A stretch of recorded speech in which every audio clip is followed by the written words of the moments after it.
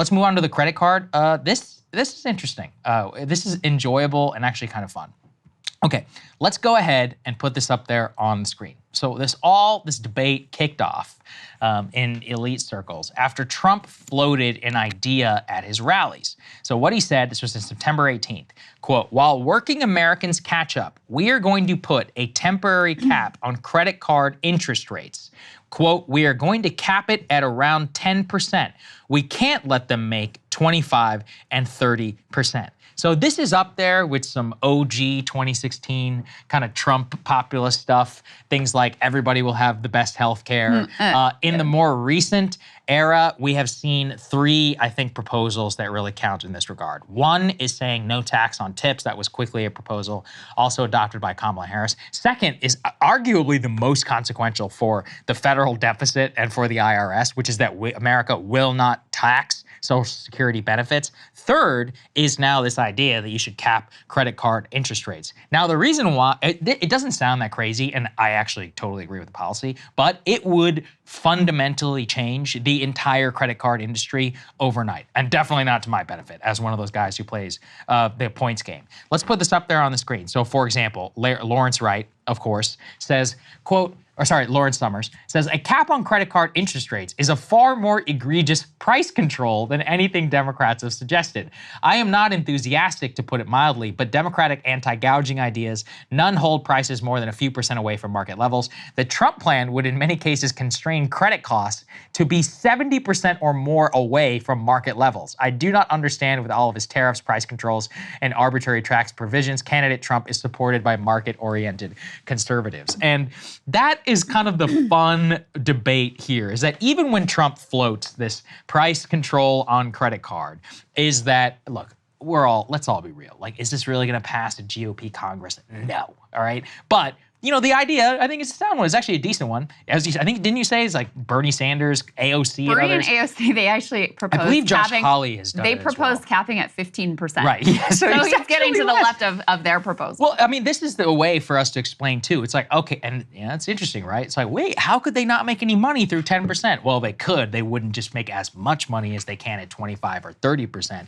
And in fact, and this is the sad admission from people like me who take advantage of the points game, the vast majority of these points are paid for by people who are terribly in debt. Yeah. As in, if you look at the bottom line profits, and they're very open about it, American Express and all these other companies, the vast, vast majority of their income does not come from the 2 or the 3% processing fee. It comes from balance with high interest rates. Yeah. They're charging 25, 30%. So the reason, and the argument from them is that the way that we make credit widely available to the US public is by charging exorbitant interest rates, because that means that we can eat it to give Saagar free flights to Europe whenever another person is doing this. Now, you know, look, I can't change the system, so I'm gonna take advantage of it. But if we could change the system and you could cap it at 10%, that's not the worst thing in the world, because you've got horrible amounts of credit card balances and debt at an all-time high level in 2024.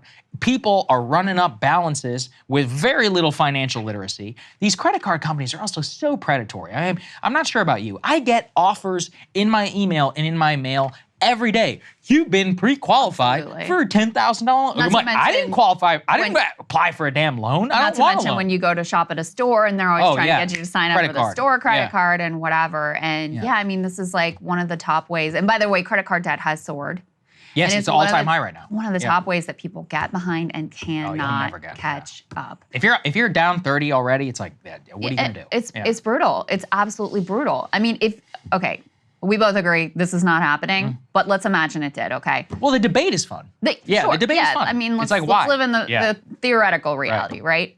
I think you would have an outcome immediately where a lot of people lost access to the availability of credit card debt that they have now. And I do think it would be, you would have to have some sort of transition, because I do think that there would be a difficult transition period if you've got people who have basically, relied on credit cards to be able just to like live their life and get groceries and, be able to like afford if they have a flat tire or some kind of car trouble or whatever. But, yeah, in the long run, do I think it would be better if credit card companies were not able to gouge consumers the way that they do now? Yeah, in the same way. This is the same argument, by the way, that the like free market argument that's being made here by Larry Summers and others. It's the same one that's used to justify payday lenders. Yes. Which are some of the most predatory industry in the United exploitative, States. like the percentage of, the APR, the rate that you pay on that is just loan shark stuff. I It's mean, like it really 70 or is 80%, I think. insane. And so predatory. And they'll say, yeah, but people wouldn't use it if they didn't need. We're providing a service for, for low income and working class consumers, et cetera, which, I mean, it's just a deeply dystopian system. Debt throughout history, not to go too deep here, but it's used, effectively as a tool of like social control and compliance. It forces you, once you get behind, like you'll do anything to be able, you'll work that second job, you'll work that third job, you'll take the crap from your boss or whatever, because the alternative of bankruptcy and failure and public shame and all of that is just so immense. So I support it. The interesting thing that Larry Summers points to that, the one piece of that tweet that he's right about is that you do have a lot of quote unquote free market conservatives who, if this was floated by Kamala, they would totally lose their minds. Lose it. But they're betting that on tariffs, on any number of those ones in particular, Tariffs also on immigration. Yeah, they're betting betting they're betting the only part of the Trump economic plan that's actually serious is extending the Tax Cut and Jobs Act. And by the way, they're probably right. No, they're definitely right. Except about tariffs. That's the one thing I'll push back on, is because the Commerce Department does have broad leeway under, I forget, it was section something.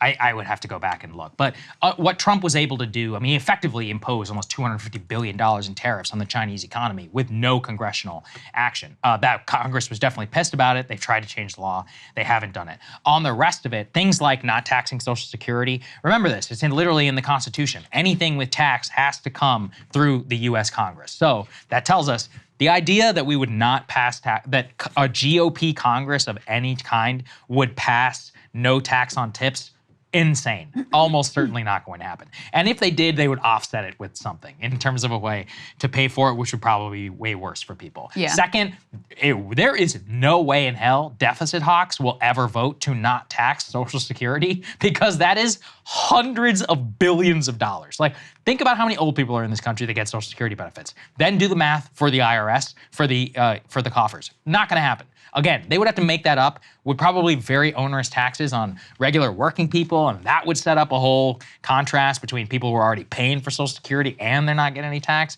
Even I think that's pretty unfair. But then on the price control thing with the credit cards, it would take an act of Congress. And in fact, some of my friends who work in Congress tell me one of the piece of legislation that they get lobbied on the most is called like the Credit Card Fairness Act. And it doesn't even cap interest rates or any of that. It injects, I believe, a little bit more competition into the system. I'm not exactly sure, but it so dramatically threatens the bottom line of Amex, Visa, and MasterCard, they will throw anything at this to protect their monopoly. Yeah. And that is something where, again, look, we have a quasi-private system where Visa, MasterCard, and American Express not only can hold retailers hostage for the processing fee that they get, they have the payment network of the entire world. They process like billions of dollars of transactions per second. And then on top of that, with all of these reward systems and like you're saying with shops and all of that, people are duped basically into financial contracts that they have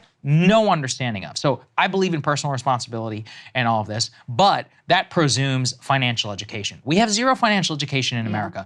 Do the math. Can people do basic math on what 30% interest means, like you were talking about what financing groceries are? What are you actually agreeing to if you take a personal loan on your American Express card? Like, people don't know. And so when you have that power imbalance, the people who are supposed to advocate for the government, the consumer, is supposed to be the government in this case. And that's where what Trump is proposing, it's not a terrible idea. But yeah, it would shrink credit a lot. But again, if you believe in personal responsibility, maybe that's not the worst thing in the world. People shouldn't be floating their entire lives on credit cards. I mean, it's not like those people want to be in that position, you know? It's a very convenient thing that what you just fall into. happens is wages have not kept up, you know, and I'm not just talking about right now with inflation, which has obviously really put a hit on people's real earnings and what they can actually buy with their dollar. But I'm talking over 40 years. 40 years. Where wages have not kept up with increases in productivity, have not kept up with the key basics of a middle class life. I'm talking housing, I'm talking education, I'm talking healthcare. And so instead of wages keeping up, instead people have been pushed into this like usury economy, where the only way that they can, really make it month to month is by relying on these exploitative credit card issuers. And so, yeah, if you disrupt that, I mean, it is a gigantic disruption. There's no doubt about it. And so in any case, again, it's interesting to think about how this would play out. It's interesting to think of course, there's the credit card issues would lose their minds. They would move heaven and earth to make sure that this never saw the light of day. There would be plenty of Republicans and Democrats who would go along with it. Donald Trump has shown no desire or willingness to stand up to the, billionaire class or Wall Street or whatever. So it's not like we actually expect this to happen. But it is interesting him trying to sound some of those populist notes. But going back to the disparate reaction between when Kamala Harris proposed an anti-price gouging law, which was left relatively vague, which no, not even relatively, like quite vague, entirely no vague. Detail. In theory, it was supposed to mirror some legislation Elizabeth Warren had put together, but the details were never really firmly established. Looks to be very similar to legislation that already exists in something like 38 states across the country, like not a radical proposal whatsoever.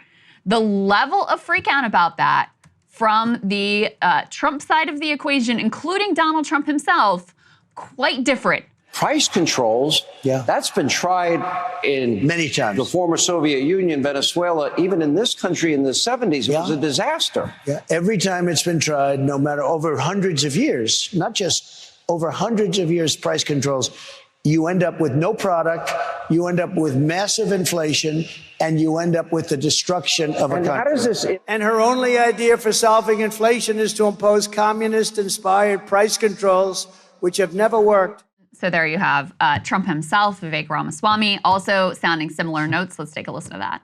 Their grand economic idea that she unveiled, the Nobel Prize-winning plan, perhaps, to control price gouging in the grocery market with price controls, she didn't get a great response to that. That was actually the first thing that burst the bubble of the honeymoon period that Kamala Harris has been in. And so the reality is she kind of learned her lesson. It's like a Pavlovian training, teaching her that, okay, the more you talk about policy, the dog bites back. You say you don't want to do that anymore. Interesting commentary there, too, because actually, if you poll the American people, they're overwhelmingly in support of the plan. But it is true. She did get some donor pushback and has not talked much about it since that moment. Ben Shapiro also weighed in on the Kamala price gouging proposal. You can put his tweet up on the screen. He says, Kamala's campaign is basically joy and free money and price controls and no questions. If Americans vote for this, well, Mencken was right. Democracy is the theory that the common people know what they want and deserve to get it good and hard. And again, her proposal is so modest and very much non-revolutionary compared to a cap on credit card interest rates. But, it really, for me, Saagar, exposes the fact that it's such a damn shame that Trump isn't who he said he was in 2016, because all of these partisan hacks will go along with whatever he says. Like Ben Shapiro and Vivek Ramaswamy and, Bill Ackman and whatever the billionaires are behind him at this point.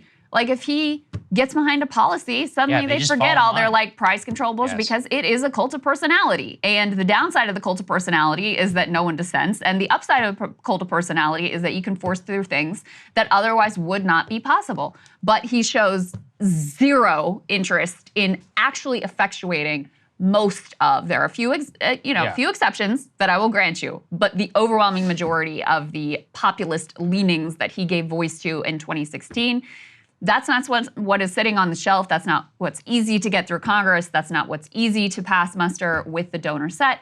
And so, by and large, these just get floated at a rally, and then just like how you're going to all have great universal health care, never end up actually happening. The lesson is really about what your priority is when fighting with Congress. And in 2017, he just didn't fight, basically just did whatever they wanted to do. And that's how you got TCJA. Now, whenever he had full authority, like on something he really believed in, like tariffs, it was a different story. And that's why, on immigration, a few other places where you have full executive authority, or in foreign policy, yeah, you should really pay attention and listen, because that's what you actually can do.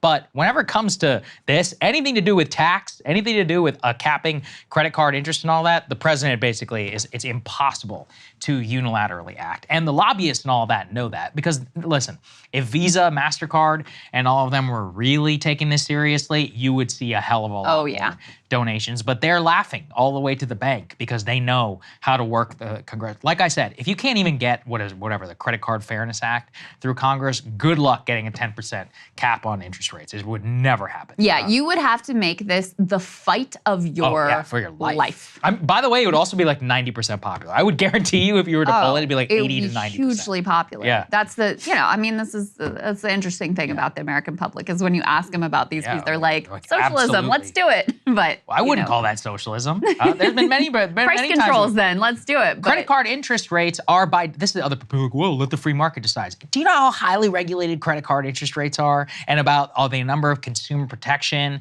the Bureau and the Treasury Department, and the way the government subsidies and all these companies get? So cut me a break whenever we're talking about that. Hey, if you like that video, hit the like button or leave a comment below. It really helps get the show to more people. And if you'd like to get the full show ad-free and in your inbox every morning, you can sign up at breakingpoints.com. That's right. Get the full show, help support the future of independent media at breakingpoints.com.